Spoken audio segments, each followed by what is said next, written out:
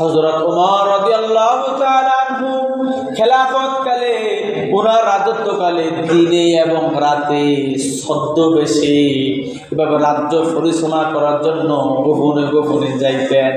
প্রতিমধ্যে বর্ডারের কাছে যাই দেখেন একজন রাখাল, সে রাখালগিরি করতেছে। ওমর রাদিয়াল্লাহু আনহু বলতেছে, ও রাখাল, আমি এরকম মুসাফির মানে দূর থেকে এসেছি, তুমি যদি আমাকে একটু সাহায্য করতে। বলে আপনাকে আমি কীভাবে সাহায্য করব? বলে তুমি যদি তোমার এই বকরি থেকে একটু দুধ দিতা, তাহলে আমার পিপাসিত হইতো, আমার এই ক্ষুধা নিবারণ হইতো। এখন তো কেউ দেখতো না, তুমি যদি আমার সাহায্য করতে।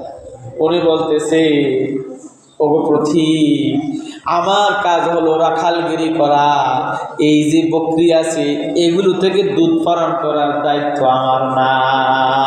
আল্লাহু আকবার। ওমর বলতেছে, ও রাখাল শুনো, এখন তো কেউ দেখতেছে না, তুমি আর আমি না, তোমার মালিক তো এখানে না, ঠিক কিনা?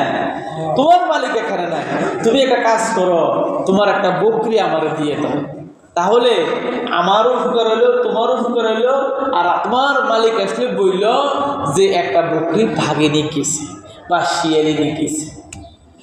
বলতেছে, ও মুসাফির ভাই শুনেন, ইয়াহাদা ফাইনাল্লাহ, যদি আমার মালিকে দেখতেছে না, যদি আমরা এই জনমানুষের থেকে চক্ষু আমরা আসি, লোকের মধ্যে আসি, কিন্তু আমার আল্লাহ তো আমাদের দিকে তাকায়া রয়েছে।